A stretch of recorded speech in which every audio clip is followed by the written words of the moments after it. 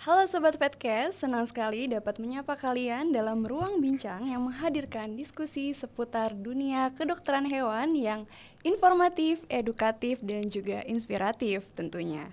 Tak kenal maka kita kenalan dulu. Perkenalkan saya Aleana Rahadi, saya mahasiswa semester 5 Fakultas Kedokteran Hewan Universitas Airlangga yang hari ini akan membersamai diskusi kita, yaitu kita akan membahas suatu topik yang sangat penting dan sedang ramai diperbincangkan oleh halayak ramai, yaitu rabies, di mana rabies merupakan penyakit zoonosis yang dapat menyebabkan kematian.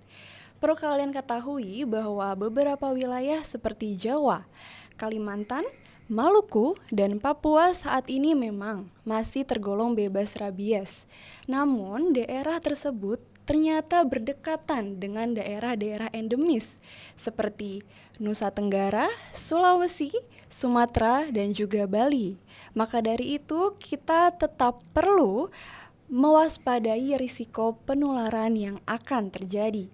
Dan Jawa Timur sebagai salah satu provinsi yang masih tergolong bebas rabies harus benar-benar kita jaga agar terbebas dari ancaman penyakit yang mematikan ini. Dengan tema Rabies 101, Protecting Yourself and Your Community, kita akan bersama-sama memahami bagaimana pentingnya perlindungan diri dan sekaligus peran kita dalam menjaga keamanan masyarakat dari rabies. Telah hadir bersama kita Profesor Suwarno, dokter hewan di bidang kesehatan hewan yang telah banyak berkontribusi dalam penelitian serta pengendalian penyakit zoonosis di Indonesia. Merupakan kehormatan bagi kami dapat berdiskusi langsung dengan Prof. Suwarno dalam hari ini. Selamat datang Prof. Dan terima kasih karena telah berkenan meluangkan waktu untuk hadir bersama kami di Vetcast. Baik Prof, mungkin sebagai peregangan di awal-awal, saya akan bertanya suatu hal yang paling mendasar terlebih dahulu. Masih banyak masyarakat yang beranggapan bahwa rabies ini hanya dapat ditularkan oleh gigitan anjing saja. Apakah hal tersebut benar adanya? Dan kiranya Prof bolehkah menjelaskan bagaimana mekanisme penularan rabies yang sebenarnya dan adakah hewan-hewan lain yang berpotensi untuk menularkan rabies selain anjing, Prof? Baik, selamat pagi semuanya. Assalamualaikum warahmatullahi wabarakatuh. Waalaikumsalam. Sahabat-sahabat veteriner semuanya, alhamdulillah pagi hari ini kita bisa berjumpa begitu ya. Dan alhamdulillah pula saya diminta oleh teman-teman mahasiswa dari Makahi untuk bisa sharing terkait dengan rabies. Baik, terkait dengan rabies itu memang hanya dapat ditularkan oleh HPR, yaitu hewan pembawa rabies. Nah, dalam hal ini agak sedikit berbeda ya antara Indonesia dengan beberapa negara di Eropa maupun di Amerika begitu ya. Indonesia full bahwa penularan hanya terjadi karena adanya gigitan anjing, kucing ya, dan sedikit kera. 98% disebabkan oleh gigitan anjing yang menyebabkan terjadinya rabies. Sementara di beberapa negara di Eropa, di Amerika, ada juga peran kelelawar, ya, di mana kelelawar ini adalah yang sebagai penghisap darah begitu, sehingga bisa punya peran penting di dalam penularan rabies di negara-negara di Amerika maupun di Eropa. Tetapi khusus untuk Asia, kebanyakan adalah anjing, ya, tapi di beberapa negara Asia lainnya ada peran juga seperti Afrika, ada juga peran hewan-hewan liar, yaitu ada serigala, ada anjing hutan gitu ya, dan banyak lagi satwa-satwa liar punya peran di dalam proses penularan rabies gitu. Nah, terkait dengan gigitan, maka ketika ada anjing yang berpotensi sebagai HPR ya, hewan pembawa rabies, ketika dia menggigit orang gitu ya, atau menggigit hewan lain, maka di tempat gigitan akan tercurahkan ya virus rabies yang berasal dari kelenjar ludah, itu akan masuk ke tempat gigitan. Nah, disitulah proses mulainya terjadinya infeksi rabies. Biasanya awal ditandai dengan stadium prodromal gitu, ada gejala demam gitu ya, ada gatal-gatal gitu, kemudian berlanjut ke gejala di stadium fluorius maupun di stadium DAM begitu. Itulah proses awal proses gigitan dari anjing.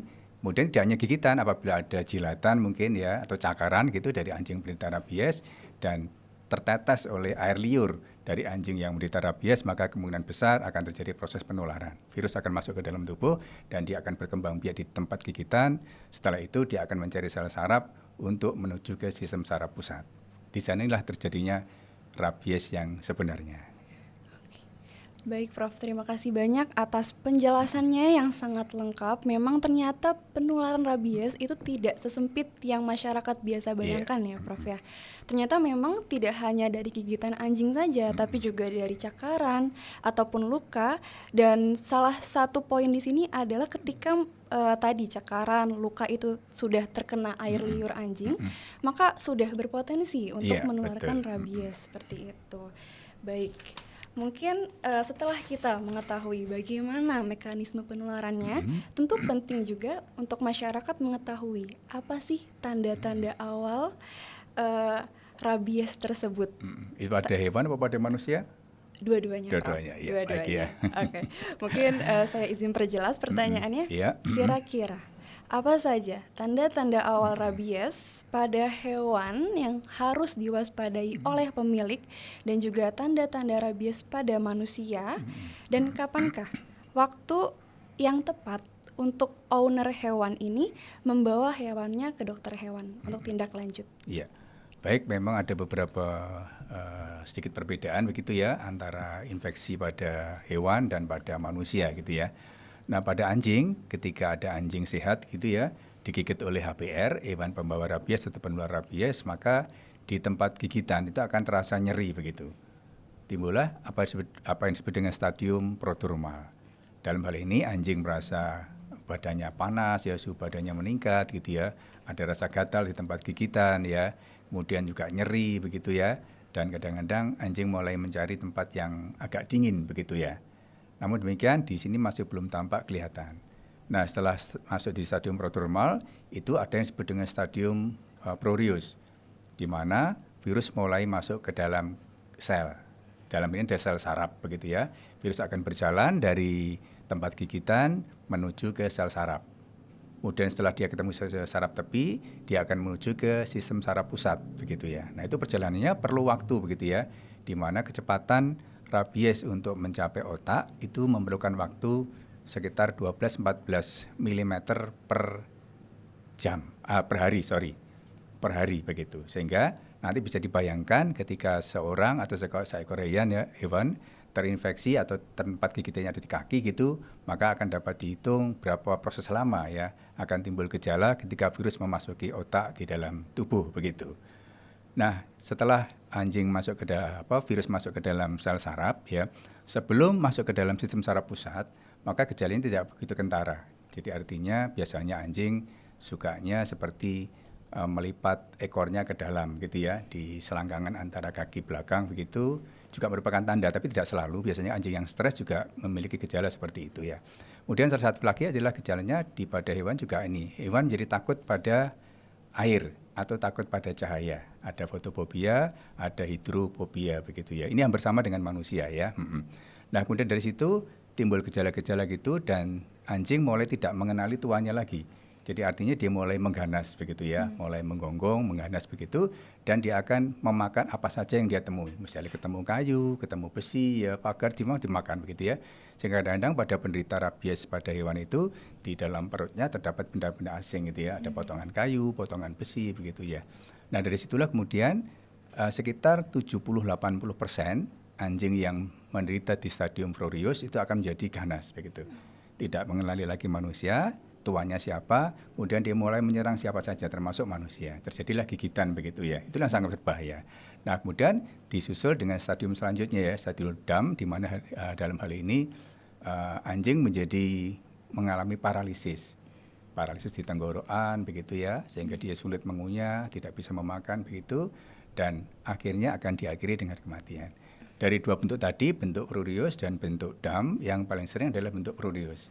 Ya, di mana 70-80% anjing mengalami bentuk prurius, sedangkan yang 20-30% mengalami bentuk yang tenang atau bentuk DAM. Demikian juga pada manusia, ketika ada gigitan maka ada beberapa gejala ya. ada stadium sensoris begitu ya, hampir sama di stadium prodromal tadi, ada prodromal, ada sensoris, kemudian ada stadium prurius, dan ada stadium lagi yaitu stadium paralisis, hampir sama. Nah, gejalanya pada manusia yang tampak adalah ketika di stadium prurius, maka virus sudah mulai masuk ke dalam otak begitu ya. Ini sangat berbahaya sekali karena dalam hal ini penderita tentu akan mengalami ada hidrofobia, takut air, kemudian takut udara ya, dan takut cahaya. Ya. Itulah yang menyebabkan pada penderita ini sangat sensitif sekali ketika dia minum saja takut melihat air begitu. Itulah salah satu tanda pada manusia. Nah, setelah itu kalau biasanya ketika orang tadi dibawa ke rumah sakit gitu ya, maka di rumah sakit dia akan diproses ya, akan diikat begitu karena dia mulai agresif begitu ya. Bukan menyerang ke orang, bukan, tapi agresif karena ada perubahan perilaku begitu ya. Sehingga kadang-kadang sampai ada di video itu dia meloncat lewat jendela atas gitu, kemudian dia pergi begitu ya. Banyak seperti itu, oleh karena itu penderita pasti diikat begitu. Nah, setelah stadium itu selesai, masuk ke stadium paralisis. Kemudian mulutnya mulai berbusa begitu ya, sama seperti pada hewan juga, dan akhirnya diakhiri dengan kematian. Nah, ketika ada tanda-tanda bahwa ada hewan yang menderita seperti itu ya, sebelum virus mencapai otak, itu masih bisa mungkin diselamatkan.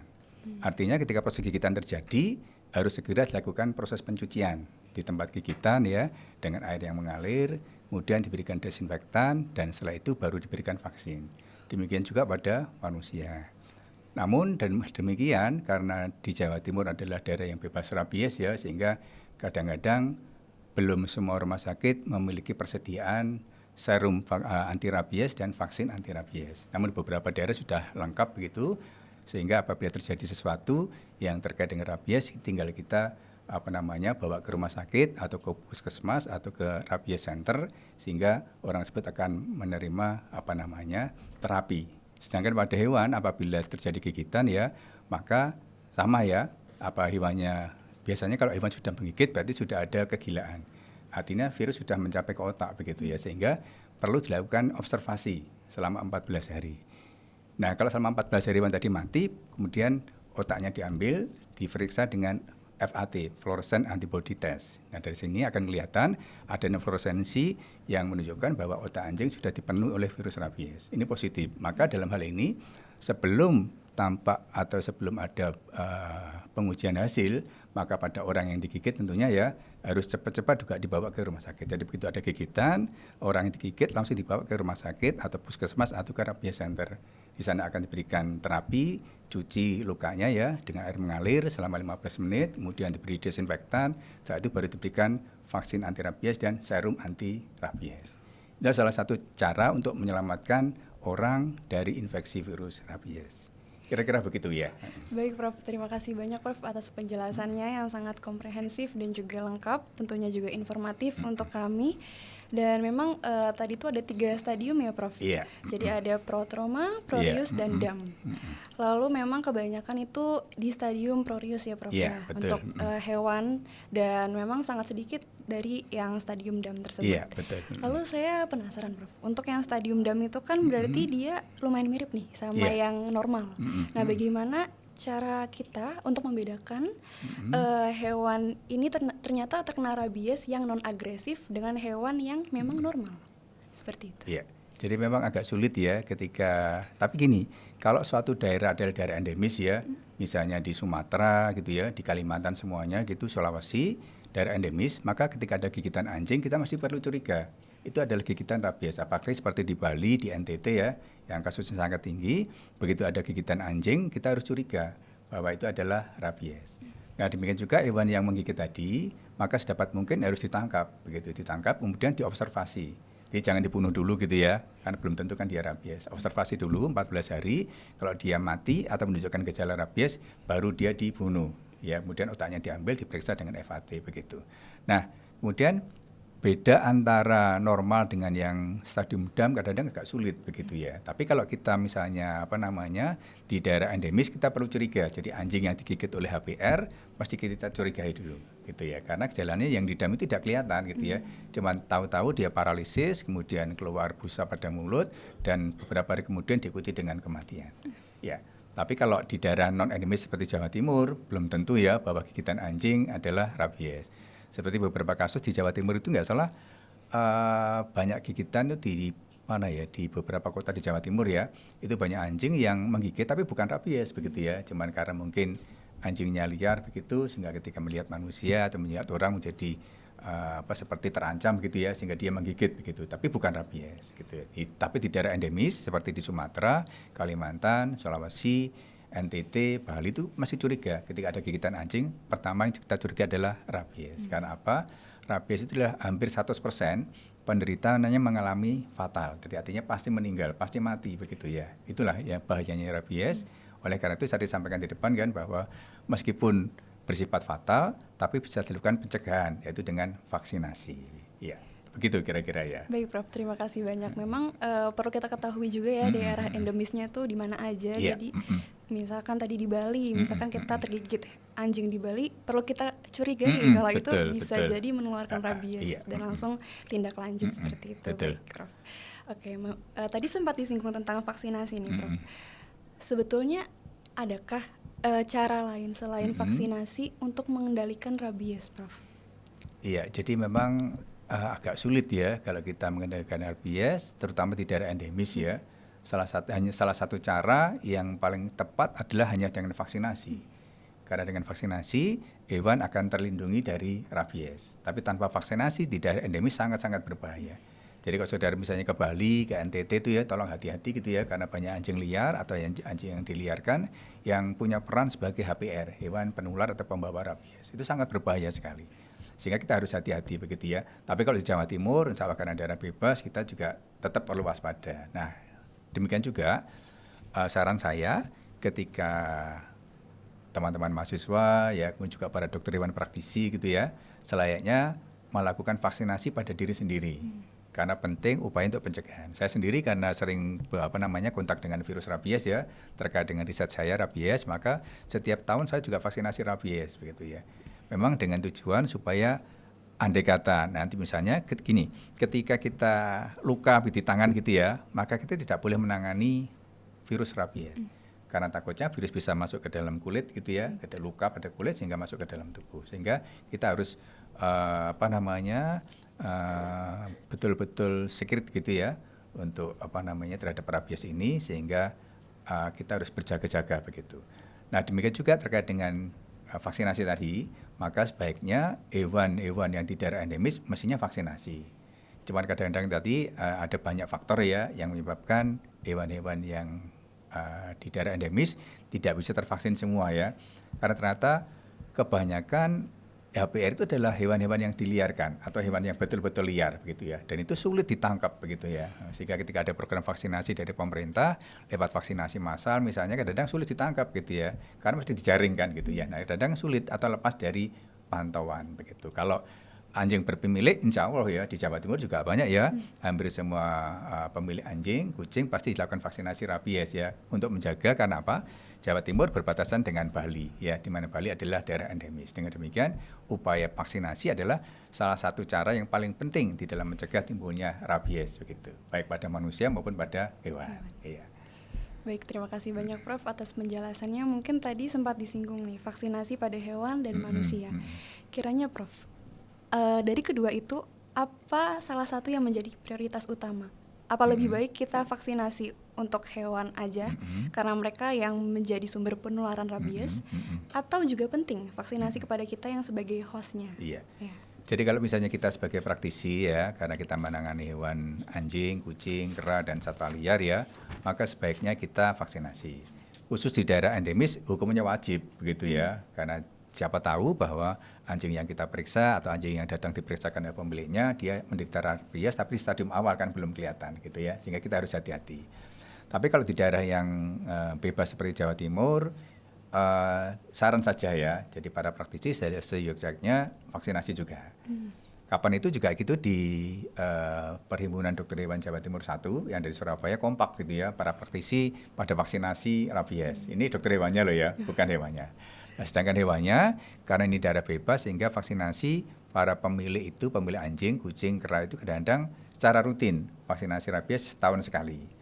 Tapi pada saat event-event tertentu di tanggal 28 September, setiap 28 September yang diperingati sebagai Rabies Day, itu pasti pemerintah akan menyediakan vaksin gratis, vaksin rabies. Dan alhamdulillah yang tanggal 28 September kemarin hampir seluruh Indonesia, daerah di Indonesia ya, kota, kabupaten melakukan vaksinasi secara gratis. Itu kesempatan ya bagi pemilik anjing, kucing, atau mungkin ada hewan kesayangan lain ya yang perlu vaksinasi.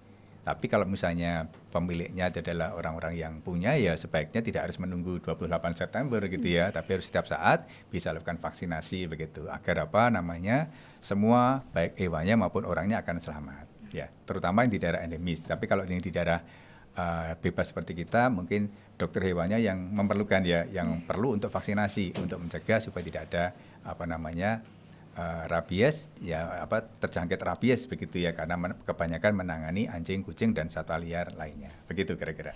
Baik, terima kasih Prof. Berarti memang kolaborasi lintas sektor itu penting ya Prof. Ya, Selain betul, dari betul. dokter hewan, masyarakat, pemerintah juga. Gitu. Mungkin boleh diceritakan Prof, bagaimana sebetulnya kolaborasi lintas sektor itu dilakukan? Iya. Jadi di dunia itu ada apa namanya suatu komunitas ya yang disebut dengan One Health. Dan One Health itu mulai terbentuk tahun 2007 ya di seluruh dunia, dan Indonesia mulai mengikuti program One Health sekitar tahun 2012 ya. Nah itu ternyata kerjasama antara dari Kementerian Kesehatan, Kementerian Pertanian, Kementerian Lingkungan Hidup gitu ya, terkait dengan dokter hewan, kemudian ahli lingkungan, itu bekerja sama begitu ya, untuk membentuk suatu kolaborasi, membentuk One Health. Dalam hal ini masing-masing memiliki tugas sendiri gitu ya. Kemenkes misalnya punya tugas untuk vaksinasi misalnya pada manusianya ya. Yang Kementan vaksinasi pada hewannya. Kemudian lingkungan juga begitu ya, menjaga supaya lingkungannya tidak tercemar oleh virus rabies. Itu sekarang sangat bagus sekali kolaborasi itu, sehingga menghasilkan hasil yang seperti saat ini. Meskipun dalam hal ini Indonesia masih belum dikatakan bebas rabies, tapi kolaborasi itu sangat penting sekali. Dan sekarang ini banyak apa namanya di daerah-daerah tertentu ya di seluruh Indonesia sudah terbentuk rabies center, di mana rabies center itu posisinya sama seperti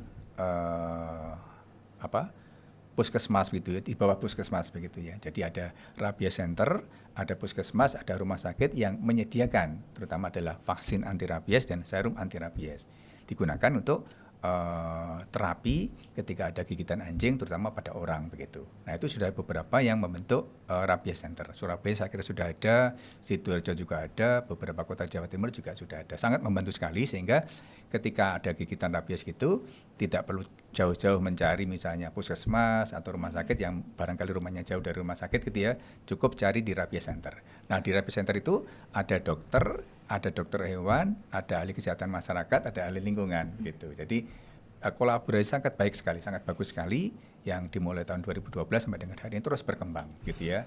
Dan masing-masing menyediakan pendanaan khusus untuk upaya pencegahan atau eliminasi rabies dari Indonesia. Seperti kita ketahui bahwa kita di seluruh dunia sudah kompak ya akan membebaskan dunia dari infeksi virus rabies di tahun 2030.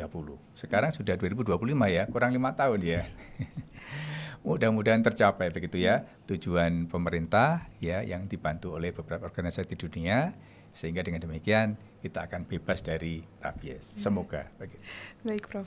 Oke baik, mungkin rabies center ini merupakan hal baru juga untuk saya ya Prof, karena baru tahu ternyata memang ada rabies center dan dokter hewan, pemerintah, peneliti memang sudah berkolaborasi dari awal ya, dari tahun 2012 sampai sekarang ini. Mungkin saya izin bertanya Prof, untuk rabies center ini apakah sudah tersebar di daerah-daerah endemis ya Prof? Kalau daerah endemis insya Allah sudah, ya. Tetapi di daerah yang bebas itu belum semuanya. Seperti Jawa Timur itu saya lihat masih ada yang belum ya, belum membentuk rabies center. Ya mungkin karena alasan pertama adalah populasi anjing mungkin tidak banyak, gitu ya. Kasus gigitan hampir tidak ada, sehingga belum gores hatinya begitu ya pemerintah untuk bisa membentuk rabies center. Tapi di daerah-daerah yang banyak jumlah populasi anjing ya seperti Blitar itu banyak anjingnya ya, dan seringkali terjadi gigitan.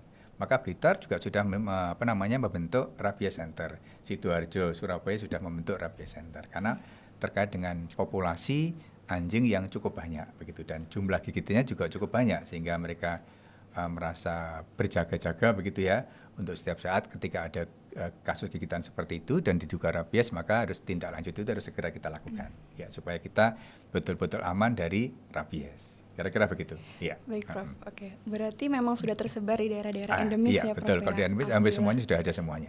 Baik. Alhamdulillahnya sudah tersebar dan juga mungkin kurangnya kita edukasi mungkin sekarang ya Prof. Betul, Masyarakat betul. perlu banyak mengedukasi diri karena dokter hewan, pemerintah sudah menyiapkan, sudah provide rabies center tersebut dan juga sudah berimpact mulai dari tahun 2012 sampai sekarang ini. Lalu untuk menutup perbincangan kita kali ini Prof, karena memang terbatas waktu dan setelah ini kita akan lanjut ke sesi Q&A. Mungkin untuk menutup bolehkah Prof Suwarno memberikan pendekatan apa kiranya yang paling efektif untuk meningkatkan kesadaran masyarakat serta menekan angka kasus rabies di Indonesia? Ya. Jadi memang ada beberapa hal yang penting terkait dengan upaya untuk membebaskan Indonesia dari rabies ya. Pertama adalah coverage vaksinasi. Ya, kita perlu bahwa untuk bisa membebaskan suatu daerah dari infeksi rabies, maka coverage vaksinasi harus mencapai sekurang-kurangnya 70%. Dan ini sulit sekali dicapai ya oleh daerah-daerah yang ada di seluruh Indonesia. Kadang-kadang tahun ini tercapai 70% ya, tahun depannya cuma 30%. Berikutnya muncul lagi, apalagi ketika tempo hari ada kasus COVID-19 ya, kemudian ada PMK masuk ke Indonesia ya, itu rasanya program vaksinasi di Indonesia jadi amburadul begitu. Tidak ada yang mencapai 70%, paling 15%, 20% begitu ya, sehingga kasus rabies naik lagi pasca terjadinya COVID-19.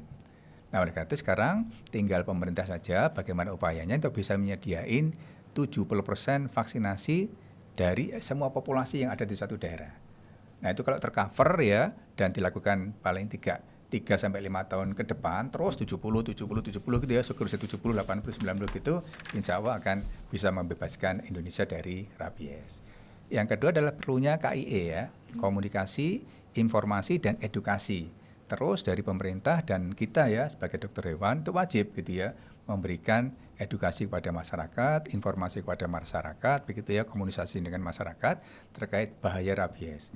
Bahkan sekarang itu banyak mulai dari TK ya, SD, SMP, SMA, itu kita berikan informasi begitu ya terkait dengan apa itu KIE. Itu sangat penting sekali karena di beberapa daerah ada yang menyatakan bahwa misalnya begini ya, ini kepercayaannya turun-temurun ya, masih ada waktu ya. Turun-temurun itu begini, karena biasanya di Kalimantan, kemudian Sulawesi, Sumatera itu banyak anjing yang digunakan untuk berburu babi hutan itu ya. Nah, itu mereka berpendapat bahwa kalau anjing tadi divaksin, anjingnya menjadi lemah begitu, sehingga mereka tidak bersedia. Memang betul bahwa ketika divaksin itu dalam waktu 1-2 hari pasti kan, kalau kita divaksin ya, kita sendiri ya, ada rasa nyeri, panas itu kan wajar, tapi kan 1-2 hari kan hilang. Nah, masyarakat banyak berkeyakinan bahwa anjing yang divaksin menjadi lemah begitu, sehingga ketika ada program vaksinasi diumpetin anjingnya tadi itu. Nah, oleh karena itu kita sebagai mitra dari pemerintah tentunya ya para dokter hewan dan juga kelompok-kelompok tertentu gitu ya seperti dog lover, cat lover gitu, supaya memberikan informasi terus-menerus kepada masyarakat ya supaya masyarakat mau dengan vaksinasi, maka kita insya Allah akan bisa menyelamatkan Indonesia dari rabies begitu. Dua itu yang penting ya. Jadi pertama adalah terkait dengan coverage vaksinasi, yang kedua terkait dengan KIE. Ya. Baik, ternyata memang karena banyaknya virus yang datang di Indonesia seperti COVID, lalu ada kasus PMK, jadi rabies ini menjadi penyakit yang tidak prioritas ya pada saat itu. Jadi satu lagi, jadi rabies itu termasuk neglected disease, penyakit yang diterlantarkan. Jadi artinya ketika dia ada penyakit yang lebih penting, rabiesnya menjadi tidak penting begitu ya. Ini terbukti ketika ada COVID masuk ya, ada PMK masuk, maka rabies menjadi ya tadi itu ya diterlantarkan begitu, sehingga kasusnya yang mestinya coverage vaksinasi harus 70%, cuma 10%, 15%, 20% begitu. Karena dananya semua tercover untuk COVID dan untuk PMK begitu. Nah, tapi setelah ada kasus mereda, insya Allah Indonesia akan mulai lagi dengan bisa mencapainya coverage vaksinasi 70%. Kita doakan saja. Baik, amin. Lalu selain dari coverage vaksinasi tadi juga dari KIE ya Prof ya. Dan itu juga nggak cuma untuk dokter hewan aja, Iya, tapi juga masyarakat yang sekarang kan sudah banyak ya Prof, kayak komunitas cat lovers, iya, dog lovers, dog meat free Indonesia dan lain seperti itu juga harus turut andil ya Prof ya iya, dalam betul, betul, edukasi seperti itu. betul. Baik, terima kasih banyak Prof Suwarno untuk perbincangan kita kali ini. Semoga para pendengar semakin memahami bagaimana pentingnya pencegahan rabies melalui vaksinasi, edukasi, serta kepedulian terhadap kesehatan dan juga lingkungan. Siap. Baik, diskusi yang sangat menarik Sobat Vetcast, banyak sekali insight baru yang bisa kita ambil dari penjelasan Prof Suwarno hari ini. Selanjutnya, kita akan beralih ke sesi yang tak kalah seru, yaitu Q&A dari teman-teman pendengar yang sudah mengirimkan pertanyaannya melalui akun Instagram Imakahi. Mari kita simak beberapa pertanyaan yang sudah masuk. Sebentar ya Prof. Iya, siap. Ini sudah banyak yang hadir Prof, sekitar 30-an di sini. Iya. Baik, mungkin kita tunggu dulu Prof untuk pertanyaannya. Baik, mungkin pertanyaan yang pertama Prof. Jika vaksin rabies mahal dan terbatas, siapakah yang lebih layak mendapatkannya terlebih dahulu? Manusia yang berisiko terkena rabies atau hewan yang membawa rabies tersebut? Iya. Jadi gini, vaksin untuk hewan dan vaksin untuk manusia itu berbeda begitu ya. Pabriknya juga berbeda, jadi nggak boleh vaksin untuk manusia digunakan untuk hewan, nggak boleh ya. Vaksin hewan digunakan untuk manusia juga nggak boleh kan, karena memang ada keperuntukannya sendiri begitu ya. Nah, di daerah-daerah yang bebas, tentunya tadi saya sampaikan kan ada kolaborasi antara Kemenkes, Kementan dan kementerian lainnya begitu ya, yang turut serta berupaya untuk bisa membebaskan rabies dari Indonesia. Nah, tentunya masing-masing punya program, punya dana gitu ya, sehingga dalam hal ini Kementan menyediakan vaksin untuk hewan, ya. Kemudian Kemenkes menyediakan VAR dan SAR, vaksin anti rabies dan serum anti rabies untuk manusia, untuk terapi pada kasus gigitan rabies. Berbeda sekali begitu ya. Namun demikian, kalau misalnya dalam hal ini adalah sifatnya pribadi begitu ya, maka utamakan adalah hewan, ya, hewan pembawa atau penular rabies HPR tadi itu. Jadi boleh anjing, boleh kucing, boleh kera ya yang dimiliki, yang kemungkinan besar bisa membawa virus rabies sebagai penular rabies begitu. Sedangkan orangnya tadi itu kita harus secret ya, harus bisa membedakan ya, mungkin perubahan tingkah laku pada hewan kesayangannya gitu ya, misalnya hewannya harus dikurung ya di dalam rumah begitu ya, itu akan mencegah timbulnya rabies karena tidak kontak dengan HPR begitu. Sementara kalau anjing diliarkan, maka dia akan menjadi sumber penularan begitu. Jadi kalau menurut saya, kalau di daerah endemis ya pasti utamanya adalah di Kementan menyediakan vaksin untuk hewan, sedangkan Kemenkes menyediakan VAR dan SAR untuk manusia. Dua-duanya tercapai. Tapi untuk daerah bebas seperti di Jawa Timur rasanya dari Kementan vaksinasi lebih banyak untuk hewan ya, sedangkan untuk manusia biasanya kita sendiri yang berinisiasi untuk vaksinasi pada manusia. Karena apa? Di Jawa Timur termasuk daerah yang bebas rabies gitu ya, sehingga kita cuma perlu waspada dan hati-hati, terutama untuk para dokter hewan yang menangani kasus-kasus rabies ya, hewan-hewan peliharaan, anjing, kucing, kera itu wajib vaksinasi. Tapi tidak wajib dalam arti wajib 100% gitu ya. Berjaga-jaga. Andai kata nanti katakanlah ada anjing yang berasal dari Bali mungkin ya, yang menyeberang ke Banyuwangi, kemudian sampai ke Surabaya, ya ternyata anjingnya pembawa rabies kan berbahaya. Tapi meskipun demikian ada persyaratan tertentu ya, dan misalnya kita akan lalu lintaskan hewan dari daerah endemis ke daerah bebas itu harus ada suratnya. Anjing yang dibawa harus bersurat ya, adalah surat keterangan kesehatan hewan, kemudian surat dia adalah memiliki atau pernah divaksin dengan titer antibodi lebih dari 0,5 IU per mili. Itu adalah persyaratan untuk lalu lintas hewan dari daerah endemis ke daerah bebas. Kalau daerah bebas ke endemis mungkin tidak perlu. Tapi yang dari endemis ke bebas seperti dari Bali, NTT ke Surabaya itu perlu melampirkan surat itu. Dan itu pihak karantina tentu akan memeriksa dokumen terkait dengan hewan yang akan dilalu lintaskan dari daerah endemis ke daerah bebas termasuk di Surabaya di Jawa Timur ini. Jadi sekali lagi sangat tergantung sekali vaksinasinya utamanya karena masing-masing memiliki skop yang berbeda gitu ya. Ya Kementan lebih intens ke hewannya, sedangkan Kemenkes ke arah manusianya begitu. Baik Prof, berarti memang beda ya Prof, jadi nggak bisa kita samakan Iya, untuk hewan dan betul, manusia. betul. Kalau kita mau inisiasi sendiri, monggo. Jadi misalnya kayak seperti saya kan karena sering kali kontak dengan virus rabies, ya saya vaksinasi sendiri gitu ya. Bukan dari pemerintah loh ya, tapi dari sendiri. Saya sendiri karena saya peneliti terkait dengan rabies gitu. Ya. Jadi sudah ada porsinya masing-masing Iya, ya Prof betul. ya. Kementan untuk yang bagian Hewannya, hewan, betul. Kemenkesnya bagian manusia, Betul. seperti itu. Dan mungkin kalau misalkan kita ada dana lebih, mungkin bisa diprioritaskan hewannya dulu ya Prof. Iya, betul. Ya.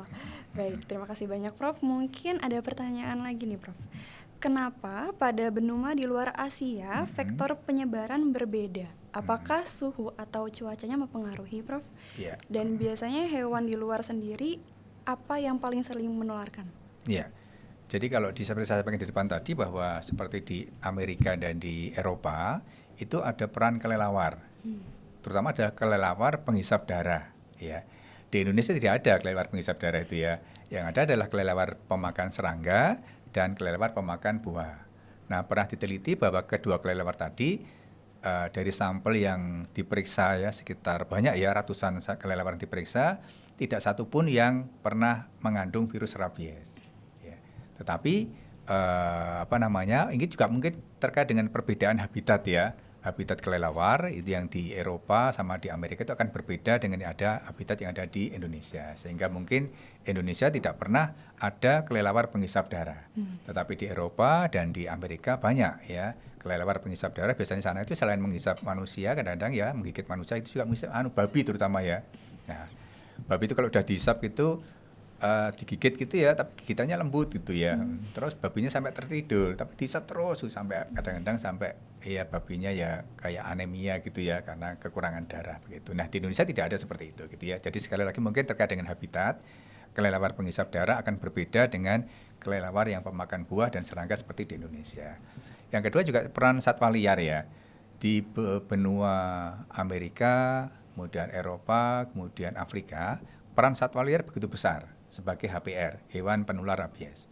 Tetapi di Indonesia belum pernah ada laporan terkait dengan peran satwa liar di dalam menularkan rabies. Dan sekali lagi juga terkait dengan habitat tadi ya.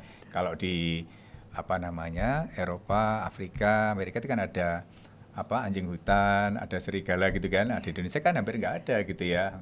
Itu barangkali yang menyebabkan ada perbedaan habitat sehingga sama-sama anjing tapi berbeda ya, habitatnya berbeda, sama-sama kelelawar tapi habitatnya berbeda sehingga ada perbedaan reservoir sebagai penular rabies baik di Indonesia dibandingkan dengan di beberapa negara lain di Amerika, Eropa maupun di Afrika begitu. Baik Prof, berarti memang habitat ini menjadi krusial ya Prof. Ya, jadi betul. jangan sembarang kita berspekulasi kelelawar di Indonesia tuh pasti betul. nularin rabies gitu. Nggak mungkin, jadi pernah kami teliti ya tidak ada satupun dari kelelawar yang kami periksa itu mengandung antibodi atau virus terhadap rabies. Jadi artinya dia pasti tidak pernah kontak dengan rabies. Gitu ya, aman insya Allah ya. Oke. Baik Prof, mungkin ada pertanyaan lagi nih Prof. Mungkin ini pertanyaan dari saya sendiri sih Prof.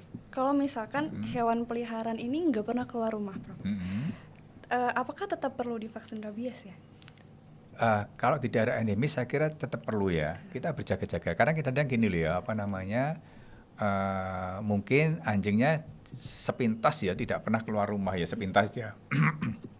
Tapi mungkin barangkali pas dia mungkin ada di halaman gitu kan, ada kucing yang HPR begitu masuk ke halaman kemudian menggigit anjing kan kita nggak tahu kan. Nah itu. Jadi kalau di daerah endemis saya kira perlu, tapi di daerah yang bebas saya kira sangat tergantung ya. Tapi untuk berjaga-jaga sebaiknya monggo divaksinasi ya supaya lebih aman. Kita ada rasa percaya diri gitu ya di dalam hati kita gitu bahwa hewan peliharaan kita aman untuk kita pelihara begitu. Tapi kalau dari endemis saya yakin harus wajib ya lakukan vaksinasi ya. Karena begini, kalau kita lihat ya dari infeksi rabies ya pada kucing, sebetulnya kucing itu lebih lebih sensitif ya daripada anjing. Namun kucing di dalam dia berhabitat itu tidak seperti anjing ya kan. Kucing kan lebih soft gitu ya, lebih lembut ya, kemudian tingkat jangkauannya juga tidak jauh dibandingkan dengan anjing. Sehingga meskipun kucing itu lebih sensitif terhadap virus rabies, tetapi kasusnya tidak banyak. Namun beberapa tempo hari ketika saya lakukan pengabdian masyarakat di Lampung, itu banyak kita temukan bahwa kasus kucing pembawa rabies di sana itu lebih banyak daripada anjing. Itu memang kalau kita lihat populasi kucing di sana makin banyak begitu ya, dan begitu dia yang tertular, kemudian dia akan menularkan sesama temannya begitu ya di habitat tadi itu begitu ya, sehingga banyak kasus yang kucing positif begitu. Nah itu juga makanya sangat tergantung sekali dari habitat tadi begitu. Jadi mungkin kalau di daerah lain kucing tidak begitu berperan begitu ya, karena mungkin tidak berkesempatan untuk ketemu dengan anjing pembawa rabies. Tapi mungkin ada di beberapa daerah di Lampung ternyata kucing mungkin sering kali begitu ya bertemu dengan komunitas anjing sebagai HPR begitu, sehingga terjadilah penularan dari anjing ke kucing, kemudian dari kucing ke kucing, kucing ke manusia begitu. Itulah di mana kasus di beberapa daerah di Lampung itu gigitannya lebih tinggi terjadi pada pada kucing daripada anjing begitu. Baik, terima kasih banyak Prof. Suwarno. Memang sebagai owner kita juga harus jaga-jaga ya Prof, Iya, tetap betul, divaksin betul. gitu. Baik, mungkin pertanyaan dari Instagram lagi Prof. Apakah saat stadiumnya sudah mencapai stadium paralisis ataupun stadium yang tadi sudah agresif, itu masih bisa diselamatkan hewannya dari rabies? Iya, jadi begitu pentingnya ya virus rabies itu di dalam tubuh manusia maupun hewan ya, di hewan berdarah panas ya, terutama pada kasus gigitan. Maka ketika ada anjing yang tergigit begitu ya di daerah endemis, maka segera mungkin ya, kalau itu adalah anjing kita begitu harus segera kita cuci lukanya, kemudian kita kasih desinfektan begitu ya, dan kalau memungkinkan divaksin sama diberikan serum anti rabies. Tapi kalau tidak memungkinkan, setelah dicuci lukanya, diberikan desinfektan, kemudian tolong dikurung begitu ya, kira-kira sampai dengan 14 hari. Nah, kalau dalam 14 hari dia menunjukkan gejala rabies, pasti rabies. Tapi kalau dia tidak menunjukkan gejala rabies, berarti bukan. Nah, virus rabies itu kalau sudah mencapai otak sangat berbahaya sekali. Jadi tingkat fatalitas kematian yang disebabkan oleh virus rabies itu ketika virus mencapai otak. Kalau dia belum mencapai otak, insya Allah belum ada gejala. Karena tidak ada tanda-tanda begitu ya. Seperti ketika kita deteksi virusnya juga sulit ya, karena dia berjalan di antara sel-sel saraf begitu ya, bukan ada di dalam darah. Sehingga kita periksa darahnya biasanya negatif ya. Kita periksa misalnya sumsum tulang kadang-kadang juga negatif ya. Air liur itu kalau belum mencapai otak, belum ke kelenjar ludah, belum ada di dalam air liur. Tapi kalau sudah mencapai otak, kemudian dia masuk ke kelenjar ludah, baru terdapat pada air liur begitu. Sehingga agak sulit begitu ya. Sekali lagi, ketika virus sudah mencapai otak, insya Allah nggak akan bisa diterapi dengan apapun. Makanya juga begitu dengan kasus-kasus gigitan pada manusia ya, begitu ada gigitan, segera mungkin cuci dengan air mengalir 15 menit, kemudian beri desinfektan, bawa ke puskesmas, rumah sakit atau ke rabies center untuk mendapatkan VAR dan SAR gitu. Itu adalah resep yang semua kita harus tahu ya, karena kesepakatan di dunia begitu bahwa manusia yang tergigit harus segera mendapatkan fasilitas untuk mendapatkan VAR dan SAR supaya virus rabies tidak bisa mencapai ke saraf begitu. Baik Prof, berarti memang dari penjelasan Prof ini sudah tertera kalau rabies ini memang sangat-sangat mematikan ya Prof. Sangat mematikan sekali. Dan kita harus gerak cepat ketika kita sudah tergigit, itu harus segera diatasi seperti itu. Mungkin ini juga bisa menjadi suatu dorongan untuk masyarakat agar tidak pernah bosan untuk diedukasi tentang rabies ya Prof ya. Karena memang ketika sudah sampai ke saraf otak itu kita tidak bisa berbuat apa-apa lagi. Betul. Ya. Betul. Baik. Banyak kasusnya banyak seperti di Bali, di NTT dia kalau kita pernah lihat videonya gitu ya, ngeri gitu sekali ya. Karena sudah di luar nalar, bukan nurul ya, nalar ya. Karena tadi itu gitu ya, karena sudah mencapai ke saraf, masuk ke otak, sangat berbahaya dan nggak akan bisa diterapi ya, karena dia virus ini berjalannya antar sel ke sel gitu ya, dia tidak pernah keluar dari sel saraf. Nah itulah makanya ketika anjing digigit terinfeksi virus rabies ya, di dalam tubuhnya tidak pernah terdapat antibodi. Jadi antibodi hanya terdapat pada anjing yang divaksin. Tidak pernah ada anjing yang terinfeksi di dalam tubuhnya ada antibodi. Karena virus ini berjalan di dalam sel saraf terus begitu ya, sampai menuju ke otak. kalau dia misalnya keluar dari saraf masuk ke dalam darah akan terbentuk antibodi. Nah ini tidak pernah terbentuk antibodi. Sehingga kadang-kadang sulit ya kita memeriksa ya sampelnya. Kadang-kadang kalau kita periksa misalnya gini ya, ada anjing digigit oleh HPR ya, anjing kucing kera gitu ya. Kemudian sudah seminggu gitu ya, ada gejala misalnya mulai lemes gitu ya, mulai sering menggonggong gitu. Itu kalau kita periksa ya pasti negatif karena dia belum mencapai otak virusnya. Baru kalau sudah mencapai otak, mencapai ke kelenjar ludah, baru kita bisa temukan virusnya begitu. Sebelum mencapai otak sulit diperiksa. Termasuk pada gigitan pada manusia juga begitu ya. Kadang sudah diperiksa sumsum tulang diperiksa gitu ya. Kemudian juga beberapa tempat lain yang cairan cerebrospinal itu juga diperiksa dan masih negatif karena dia belum mencapai otak. Nah, begitu mencapai otak, kelenjar ludah baru dia positif. Padahal kalau sudah mencapai sana sudah sangat berbahaya, sangat fatal sekali. Pasti meninggal orang yang terinfeksi oleh virus rabies. Baik. Oleh karena itu sekali lagi bahwa begitu ada gigitan harus segera mungkin ya kita cuci lukanya, kemudian desinfektan, bawa ke puskesmas, rumah sakit atau rabies center untuk menerima terapi VAR dan SAR. Baik, terima kasih banyak Prof. Berarti memang untuk proses diagnosis juga kita baru bisa mendiagnosis kalau orang ini atau hewan ini terkena rabies ketika sudah mencapai SSP atau saraf pusat betul, ya Prof. Betul. Berarti memang misalkan ada ibu-ibu kegigit rabies, kegigit anjing di Bali. Habis itu ibu-ibunya ini langsung ke puskesmas untuk berkonsultasi apakah dia terkena rabies. Nah itu bagaimana cara dokter hewan merespon? Nah, kalau itu tadi saya kembali tadi ke awal tadi ya terkait dengan daerah endemis ya. Nah, kalau ada daerah endemis ada dugaan ya. Kita mesti curiga gitu ya. Gigitan apapun oleh anjing terutama adalah di daerah-daerah endemis kita wajib itu semacam curiga gitu ya bahwa itu rabies. Pada kasus demikian biasanya para dokter di rumah sakit itu siap sedia, ready untuk memberikan terapi ya post exposure gitu ya, pasca gigitan diberikan VAR dan SAR. Itu wajib begitu ya. Karena kita tidak akan bisa memeriksa bahwa di dalam tubuh manusia yang tergigit tadi ya, sebelum mencapai otak kita tidak akan pernah bisa mendapatkan virus rabies. Kecuali kalau tadi itu ya sudah meninggal tadi itu. Virus mencapai otak, kemudian ke kelenjar ludah atau meninggal itu baru bisa diperiksa. Demikian juga pada anjing ya. Nah, biasanya pada anjing yang pada kasus gigitan ya di daerah-daerah endemis, anjing yang HPR yang menggigit orang atau menggigit hewan itu kan ditangkap ya, pasti harus ditangkap, diobservasi gitu ya. Nah, selama observasi kemudian dicek, dilihat timbul gejala, biasanya langsung dibunuh. Kemudian dalam hal ini otaknya diambil, diperiksa. Nah, pemeriksaannya harus otak gitu loh ya. Tidak bisa meriksa di air liur. Karena otak salah satu sumber di mana virus rabies itu berada. Ya ada di cerebrum, ada di cerebellum ya, dan ada di beberapa daerah lain yang konsentrasi virusnya sangat banyak.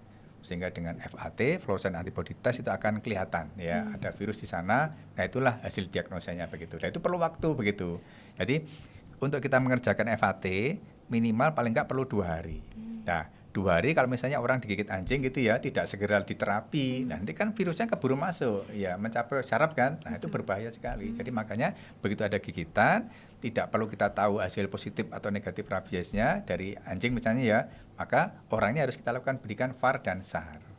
Itu kalau daerah endemis. Nah, kalau daerah non endemis ya mungkin tidak sampai ke sana gitu ya. Baik Prof, terima kasih banyak Prof. Berarti cara dokter hewan merespon tadi dengan memberikan VAR sama SAR tadi. Baik Prof, mungkin pertanyaan terakhir ya Prof dari Q&A Instagram ini.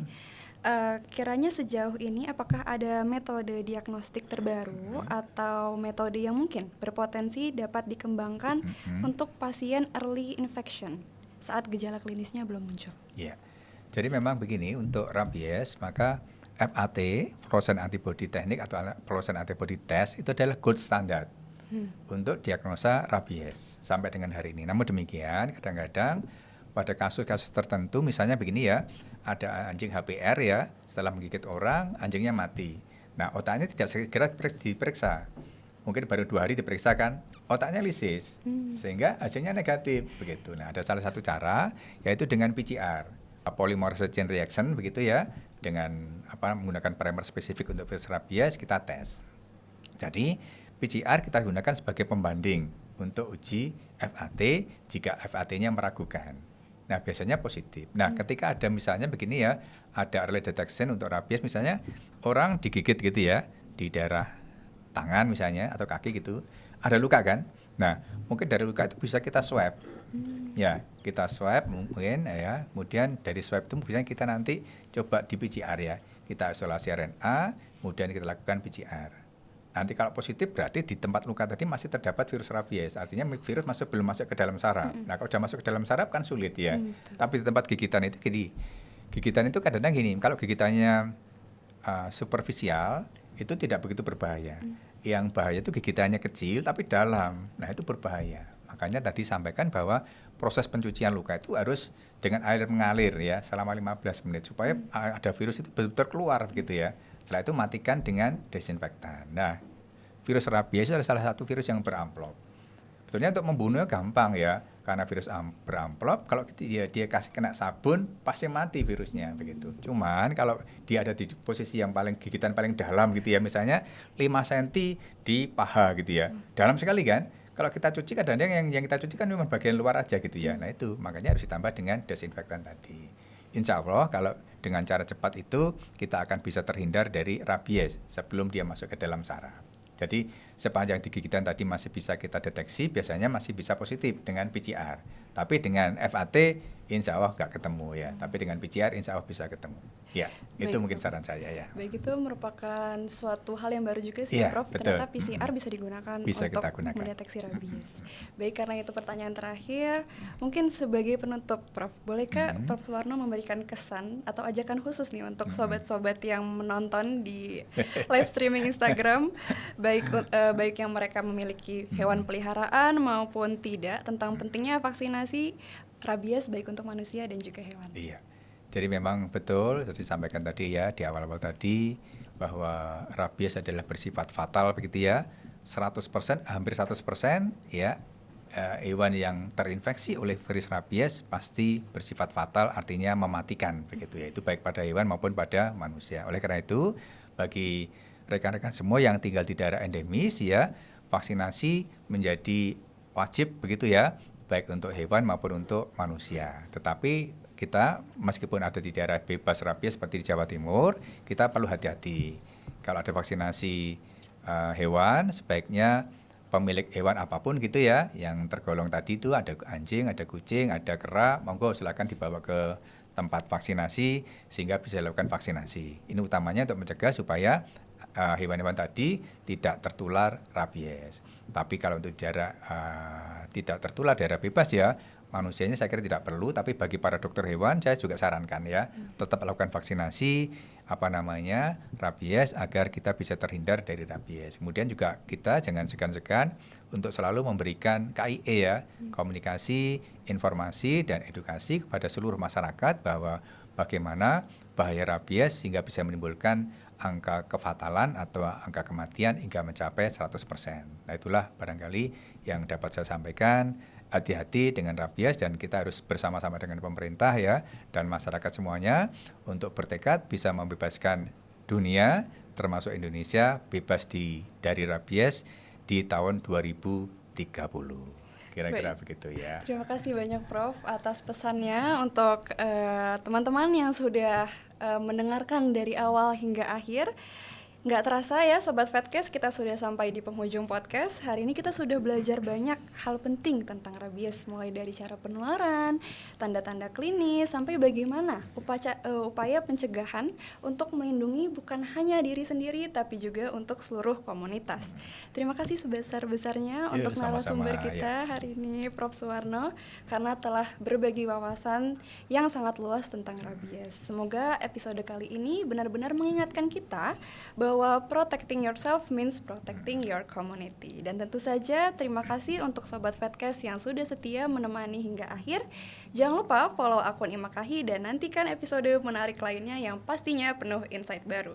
Sampai jumpa di podcast berikutnya. Saya Alea, pamit undur diri. Stay healthy, stay curious, and keep learning with Vetcast. Dadah.